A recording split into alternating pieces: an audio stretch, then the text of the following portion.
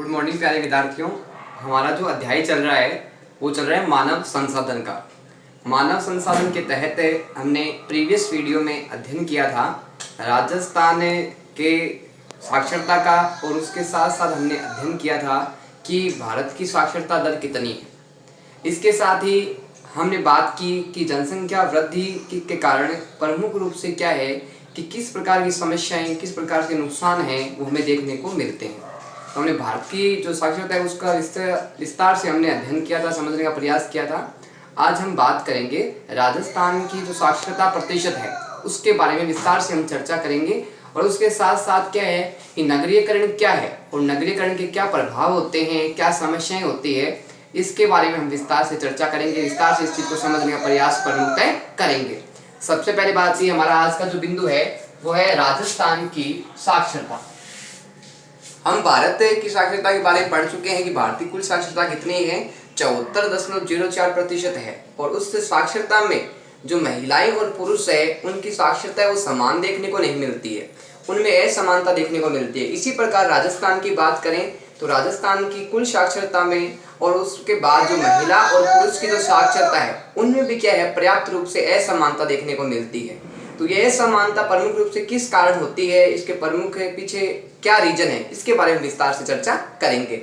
सबसे पहले बात यह है कि राजस्थान की कुल साक्षरता है वो 2011 के अनुसार कितनी है। तो ध्यान रखना 67.07% है वो राजस्थान की कुल साक्षरता है। कब के अनुसार? 2011 के अनुसार। कितनी साक्षरता है राजस्थान की? 67.07% है ये राजस्थान की कुल साक्षरता प्रतिशत है। अब बात आती है महिलाओं की, इसमें साक्षरता प्रतिशत कितना है राजस्थान में, और पुरुषों का साक्षरता प्रतिशत कितना है। क्या दोनों की साक्षरता प्रतिशत समान है या असमान है, इसके बारे में हम चर्चा करेंगे। बात आती है पुरुषों की साक्षरता है 2011 के अनुसार वो कितनी है। तो ध्यान रखना पुरुषों की साक्षरता महिलाओं की तुलना में काफी अधिक देखने को मिलती है। पुरुषों की साक्षरता है 80.51% है वो पुरुषों की साक्षरता देखने को राजस्थान में मिलती है। अब बात करते हैं महिलाओं के साक्षरता प्रतिशत की। महिलाओं का जो साक्षरता प्रतिशत है वो है 52.66%। कितना है? 52.66% है ये महिलाओं का साक्षरता प्रतिशत है। तो एक प्रकार से कहा जाए तो जो पुरुष और जो महिलाएं हैं उनकी साक्षरता प्रतिशत में लगभग क्या है काफी अंतर देखने को मिलता है। और अंतर ये प्रमुख रूप से क्या है, कारण इसका क्या है कि प्रमुख रूप से जो लोगों की जो मानसिकता है, लोगों की जो सोच है महिलाओं के बारे में, बच्चियों के बारे में, वो काफी पिछड़ी हुई है। और पिछड़ी सोच होने के कारण क्या है कि महिलाओं को, लड़कियों को विद्यालय नहीं भेजा जाता है। तो उनको क्या है कि कुछ भी साक्षरता मिल पाती है और कुछ समय के बाद उनकी पढ़ाई है वो प्रमुख रूप से क्या है छुड़वा ली जाती है और उनको विद्यालय नहीं भेजा जाता। तो प्रमुख रूप से जो ये अंतर देखने को मिलता है इसके पीछे प्रमुख रीजन यही है कि महिलाएं क्या है विद्यालय नहीं जा पाती, लड़कियां विद्यालय नहीं जाती है तो वो कुछ कक्षाएं ही पढ़ पाती, बाद में परिवार के द्वारा उनकी विद्यालय नहीं भेजा उनको जाता। सर्वाधिक साक्षरता वाला जो जिला है राजस्थान का वो कौन सा है? ध्यान रखना सर्वाधिक साक्षरता वाला जिला है राजस्थान का वो कोटा है। कौन सा है? कोटा सर्वाधिक शिक्षा की दृष्टि से राजस्थान में महत्वपूर्ण योगदान रखता है, महत्वपूर्ण स्थान रखता है। अब आते हैं कोटा का साक्षरता प्रतिशत कितना है। ध्यान रखना 77.48% है वो कोटा का साक्षरता प्रतिशत जो राजस्थान में सबसे अधिक बताया गया है। बात आती है सबसे कम साक्षरता वाला जिला है राजस्थान में वो कौन सा है। तो ध्यान रखना सबसे कम साक्षरता वाला जिला है राजस्थान में जालोर है, जहां सबसे कम साक्षरता पाई जाती है। कम पढ़े लिखे लोग अन्य जिलों की तुलना में देखने को मिलते हैं। यहाँ का जो साक्षरता प्रतिशत है वो 55.58% है। कितना है? 55.58%। इस प्रकार सबसे अधिक साक्षरता वाला जिला कौन सा हो गया? कोटा हो गया। और सबसे कम साक्षरता वाला जो जिला है वो कौन सा हो गया? जालोर हो गया। तो इस प्रकार से स्पष्ट है कि महिलाओं की साक्षरता है वो पुरुषों की तुलना में काफी कम देखने को मिलती है राजस्थान में। यही स्थिति क्या है भारत में भी देखने को मिलती है कि पुरुष है वो प्रमुख रूप से शिक्षा अधिक प्राप्त करते हैं, जबकि महिलाएं हैं वो शिक्षा के मामले में काफी पिछड़ी हुई है। लेकिन वर्तमान समय की बात करें तो धीरे धीरे ये आंकड़े जो आएंगे आगे उसमें निश्चित रूप से क्या परिवर्तन देखने को मिलेगा, क्योंकि महिलाओं भी अब शिक्षा प्राप्त करने लगी है। परिवार है वो महिलाओं की शिक्षा, उनके बच्चों की शिक्षा के महत्व को समझने लगा है, जिस कारण बच्चियों को बीच में शिक्षा नहीं छुड़ाई जाती और उनको लगातार सतत अध्ययन करने दिया जाता है।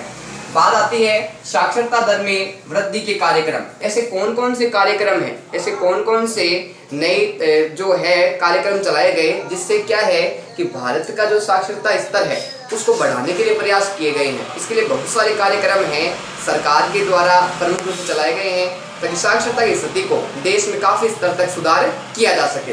बात आती है साक्षरता अभियान। साक्षरता अभियान का जो प्रमुख उद्देश्य है वो उद्देश्य प्रमुख रूप से ये है कि जो बच्चे हैं, जो युवा है, जो महिलाएं हैं, जो प्रौढ़ है, चाहे वो किसी भी जाति किसी भी वर्ग का हो, जिन्होंने साक्षरता प्राप्त नहीं की है और जो साक्षरता प्राप्त करना चाहते हैं तो उनको क्या है साक्षरता कार्यक्रम के तहत जोड़ के उनको क्या है कि बुनियादी जो शिक्षा है वो प्रदान प्रमुख रूप से की जाती है ताकि कोई भी पढ़ने वाला या इच्छुक जो व्यक्ति है वो पढ़ाई की दृष्टि से पिछड़ नहीं सके। बात आती है प्रौढ़ शिक्षा।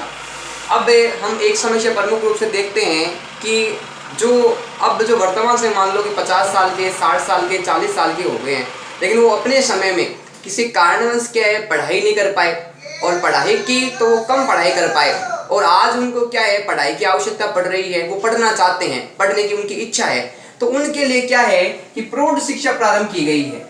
प्रौढ़ शिक्षा का उद्देश्य ये है कि जो पहले नहीं पढ़ पाए, जो अब पढ़ना चाहते हैं, जिनकी पढ़ने की इच्छा है, उन प्रौढ़ व्यक्तियों को समय समय पर शिक्षा दी जा रही है और उनकी आवश्यकताओं को ध्यान में रख के उनको उनके स्तर के अनुसार शिक्षा उपलब्ध प्रमुख रूप से करवाई जा रही है।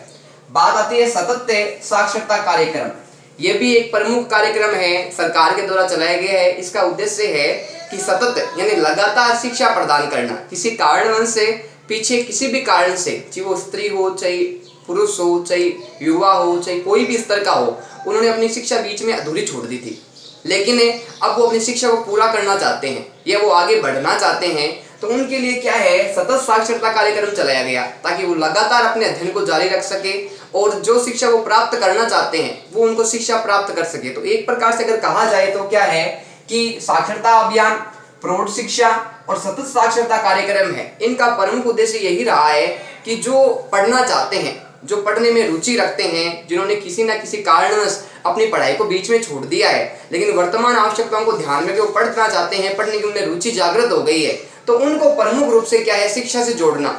जब उनको शिक्षा से जोड़ा जाएगा तो अपने देश की जो साक्षरता स्थिति है उसमें काफ़ी कुछ परिवर्तन देखने को मिलेगा। और जब प्रौढ़ अपने पढ़ेंगे तो जो अपने युवा है, जो छोटे बच्चे हैं, उनको शिक्षा का महत्व बता पाएंगे और शिक्षा का महत्व बता पाएंगे, शिक्षा के बारे में जानकारी दे पाएंगे, तो उन बच्चों का जो भविष्य होगा वो एक उज्जवल भविष्य होगा। बात आती है निःशुल्क व अनिवार्य शिक्षा। सरकार के द्वारा एक महत्वपूर्ण प्रयास किया गया है निःशुल्क व अनिवार्य शिक्षा, यानी जो 6 से 14 वर्ष के बच्चे हैं उनको अनिवार्य रूप से शिक्षा उपलब्ध करवाई जाए और वो अनिवार्य शिक्षा उनको निःशुल्क रूप में दी जाएगी। किसी प्रकार से उनसे सरचार्ज नहीं लिया जाएगा, किसी प्रकार का पढ़ाई का खर्चा उनको नहीं लगेगा। इसके साथ साथ उनको छात्रवृत्ति दी जाएगी, पुस्तकें उपलब्ध करवाई जाएगी, गणवेश उपलब्ध करवाई जाएगी, यहाँ तक कि भोजन की व्यवस्था है वो भी क्या है गवर्नमेंट विद्यालय में सरकार के द्वारा की जाएगी। तो सरकार चाहती है कि प्रत्येक बच्चा है वो शिक्षा प्राप्त करे, किसी कारण भी वो उसकी पढ़ाई है वो वंचित नहीं रहे, किसी प्रकार से उसका सर्वांगीण विकास है वो अधूरा नहीं रहे। तो सरकार समय समय पे प्रयास कर रही है और माता पिता का भी ये दायित्व बनता है, जो उनके संरक्षक है बच्चों के, उनका भी दायित्व बनता है कि वो अपने बच्चों को शिक्षा उपलब्ध करवाए ताकि बच्चों का भविष्य है वो खराब नहीं हो और उनका भविष्य उज्जवल भविष्य के रूप में परिवर्तित हो जाए। बात आती है बालिका शिक्षा की योजनाएं। हम देखते हैं अपने भारत में, अपने राज्य राजस्थान में कि जो महिलाओं की जो शिक्षा की स्थिति है उसमें काफ़ी कुछ गिरावट देखने को मिलती है। कारण ये कि यहाँ के लोगों की जो सोच है, जो यहाँ के लोगों की जो विचारधाराएं हैं वो महिलाओं के मामले में, स्त्रियों के मामले में, लड़कियों के मामले में काफ़ी संकीर्ण सोच है, जिस कारण क्या है महिलाएं पढ़ नहीं पाती है, बच्चियां स्कूल नहीं जा पाती है, जाती है तो उनसे क्या है कि प्राथमिक शिक्षा के बाद में उनसे विद्यालय छुड़वा लिया जाता है। तो इसको प्रोत्साहन देने की दृष्टि से विद्यालय लड़कियां जाती रहे, अच्छी शिक्षा प्राप्त करती रहे और अपने परिवार की जिम्मेदारी अच्छी तरह संभाल सके, हर चीज़ के गलत सही का भेदभाव कर सके, तो इसलिए शिक्षा जरूरी है। इसलिए सरकार ने कुछ महिलाओं को दृष्टि से, महिलाओं के विकास की दृष्टि से, महिलाओं की शिक्षा की दृष्टि से कुछ ऐसी योजनाएं, कुछ ऐसे कार्यक्रम चलाए हैं कि महिलाएं हैं वो अपनी शिक्षा बीच में नहीं छोड़े, लड़कियां वो अपनी शिक्षा बीच में नहीं छोड़े और सतत शिक्षा के साथ वो जुड़ी रहे, इसलिए कुछ कार्यक्रम चलाए हैं। बात आती है कस्तूरबा गांधी आवासीय बालिका विद्यालय जुलाई 2004 से। जो कस्तूरबा गांधी आवासीय विद्यालय है वहाँ प्रमुख रूप से लड़कियों के लिए अलग शिक्षा की व्यवस्था की गई है और उनकी जो भी आवश्यकताएं हैं, जो भी उनकी जरूरत की सामग्री है, वो प्रमुख रूप से यहाँ आवासीय विद्यालय में प्रमुख रूप से उपलब्ध करवाई जाती है। तो इसका प्रमुख उद्देश्य यही हुआ कि वो अपनी शिक्षा पूर्ण कर सके। बात आती है गार्गी पुरस्कार की। शिक्षा प्राप्त कर सके, लड़कियां हैं उनको प्रोत्साहन मिलता रहे और वो पढ़ने की रुचि उनमें लगातार जागृत होती रहे, इसलिए उनको क्या है कुछ पुरस्कार की योजनाएं भी प्रारंभ की गई है, जिसमें प्रमुख काम आता है गार्गी पुरस्कार का। जो गार्गी पुरस्कार है ये 75% से अधिक जिन लड़कियों ने अच्छे अंक प्राप्त किए हैं उनको गार्गी पुरस्कार मिलता है। ये कक्षा 10 और 12 की जो लड़कियां हैं उनको प्रमुख रूप से दिया जाता है ताकि वो अपने आगे की जो शिक्षा है उसको जारी रख सके और उनको समय समय में प्रोत्साहन राशि मिलती रहे और कुछ व्यवस्थाएं उनको अलग से दी जाती है। बात आती है आपकी बेटी योजना 2005। इसके द्वारा भी क्या है कि बेटियों को विशेष सहायताएं प्रदान की जाती है, विशेष संरक्षण प्रदान किया जाता है ताकि बेटी को क्या है कि लड़के से कम नहीं आंका जाए, लड़के से कम महत्व उसका नहीं समझा जाए, दोनों को समान समझा जाए और किसी भी आधार पे लड़के और लड़कियों के मध्य भेदभाव नहीं हो। अब अभी हमने बात की गार्गी पुरस्कार की, इसके साथ कुछ योजनाएं और है सरकार के द्वारा चलाई जा रही है लड़कियों के लिए ताकि वो प्रोत्साहन उनको मिले, शिक्षा से वो जुड़ी रहे। तो बात की देव नारायण छात्रा स्कूटी वितरण, यानी इस योजना के तहत लड़कियों को क्या है स्कूटी वितरित की जाती है। जिन लड़कियों के अच्छे प्राप्तांक आते हैं, अच्छे प्रतिशत आते हैं, उनको स्कूटी है वो उनके प्रोत्साहन के रूप में उनको दी जाती है। ये कब मिलती है जब वो 12th पास कर लेती है, उनके अच्छे अंक इसमें प्राप्त होते हैं और जब वो महाविद्यालय में प्रवेश करती है, कॉलेज शिक्षा प्राप्त करती है, तब लड़कियों को क्या है कि देवनारायण छात्र स्कूटी वितरण के तहत उनको इस योजना में शामिल किया जाता है।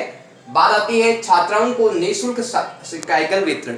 जो लड़कियां हैं जब 8th पास कर लेती है, गवर्नमेंट विद्यालय में पढ़ रही होती है और 9th में जब प्रवेश करती है तो उनको प्रोत्साहन की दृष्टि से, या मान लो कुछ लड़कियां जो दूर से आती है उस दृष्टि से ध्यान में रखते हुए और विशेष जो पिछड़ी हुई जातियां हैं, अल्पसंख्यक है, उनके लिए जो प्रमुख रूप से व्यवस्था की गई है वो की गई छात्राओं को निःशुल्क साइकिल वितरण, ताकि उनको साइकिल मिले और वो आने जाने की जो समस्या है काफी दूर की, वो समस्या उनका समाधान हो सके। बात आती है बालिकाओं को प्रोत्साहन। सरकार है वो हर क्षेत्र में महिलाओं की प्रगति चाहती है, लड़कियों की प्रगति चाहती है, इसलिए हर क्षेत्र में उनको छात्रवृत्ति देती है, उनको कुछ योजनाओं के द्वारा प्रोत्साहन देती है, उनको अन्य आवश्यक सामग्री है वो उपलब्ध करवाती है। तो बहुत सारी जो योजनाएं हैं वो लड़कियों के विकास के लिए सरकार वर्तमान समय में चला रखी है। बात आती है नगरीयकरण। नगरीयकरण का सामान्य अर्थ है कि नगरों की जनसंख्या का बढ़ना। अब ये नगरीयकरण क्यों होता है, इसके पीछे कौन से प्रमुख कारण हैं, इसको विस्तार से हम समझने का प्रयास करेंगे और नगरीयकरण क्या है इसको भी समझेंगे, इसके अर्थ को भी समझेंगे। बात आती है जनसंख्या का ग्रामीण क्षेत्रों से शहरी क्षेत्र की ओर पलायन।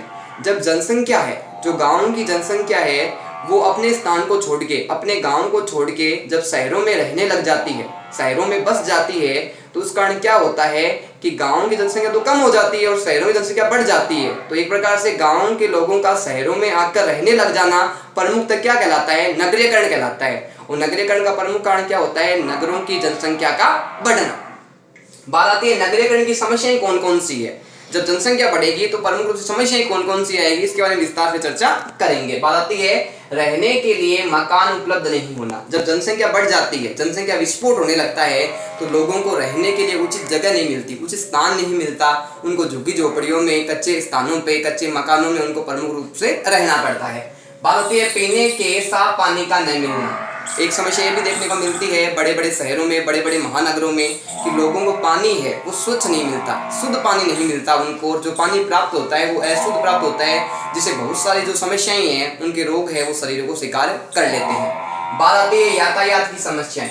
जब अत्यधिक क्या है कि जनसंख्या बढ़ जाती है तो लोगों को यातायात के साधन उपलब्ध नहीं हो पाते और उनकी पहुंच से वो इतने दूर हो जाते हैं कि वो यातायात संबंधी अपनी सुविधाएं हैं उनको पूर्ण नहीं कर पाते और वो इन समस्याओं से जूझते हुए, संघर्ष करते हुए दिखाई देते हैं। बात आती है औद्योगिक स्थानों पर बिजली की समस्या। एक समस्या ये भी देखने को मिलती है कि जितनी अधिक जनसंख्या बढ़ेगी उतनी संसाधन है उनकी खपत अधिक होगी, और खपत अधिक होगी तो लोगों को जो मूलभूत आवश्यकताएं हैं, मूलभूत जो चीजें हैं उनको प्राप्त नहीं होगी। इसमें बिजली भी एक मूलभूत आवश्यकता है।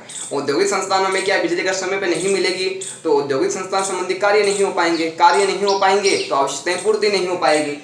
चिकित्सा व्यवस्था का अभाव। देखते हैं जनसंख्या जैसे बढ़ रही है सरकार द्वारा प्रयास तो किए जा रहे हैं, लेकिन एक प्रकार से हम कहें तो गरीब जो व्यक्ति है या जो निम्न स्थिति वाले व्यक्ति हैं वो अपने स्वास्थ्य संबंधी जो आवश्यकताएं हैं उनको पूरा नहीं करवा पाते, बीमार हो जाते हैं तो अपना इलाज नहीं करवा पाते। तो ये समस्या भी नगरों में प्रमुख रूप से देखने को मिलती है। ध्वनि व मृदा प्रदूषण का बढ़ना, देखते हैं हमें जैसे जैसे जनसंख्या बढ़ रही है, यातायात के साधन भी बढ़ रहे हैं। यातायात साधनों के बढ़ने से क्या है कि ध्वनि प्रदूषण अधिक हो रहा है, और ध्वनि प्रदूषण के साथ साथ क्या है कि मृदा मिट्टी का प्रदूषण भी देखने को मिलता है। धूल वगैरह उड़ती रहती है, विभिन्न प्रकार की गैसें हैं वो वायुमंडल में विचरण करती रहती है। तो ये बहुत सारी समस्याएं हैं ध्वनि प्रदूषण और मृदा प्रदूषण के रूप में देखने को मिलती है। बताती है जल प्रदूषण का बढ़ना, हम देखते हैं कि लोग जल के प्रति सचेत नहीं है, जागरूक नहीं है। वो जल के जो संसाधन है उनको गंदा करते रहते हैं, उनको दूषित करते रहते हैं, जिस कारण क्या है कि आगामी समय में, वर्तमान समय में लोगों को स्वच्छ व साफ जल उपलब्ध नहीं हो पा रहा। पर्यावरण दूषित, हम देखते हैं कि लोग पर्यावरण के महत्व को नहीं समझ रहे, और पर्यावरण को महत्व को नहीं समझने के कारण क्या है वो पेड़ पौधों को काटते जा रहे हैं, वनों का विनाश कर रहे हैं, वनों को नष्ट करके औद्योगिक संस्थानों की स्थापना कर रहे हैं। तो ऐसी जो समस्याएं हैं इनका प्रमुख कारण क्या है कि गांवों से नगरों की ओर जनसंख्या का चला जाना, और जब नगरों में जनसंख्या अधिक बढ़ती है तो ये बहुत सारी समस्याएं हैं वो अपने जीवन को प्रभावित प्रमुख रूप से करती है।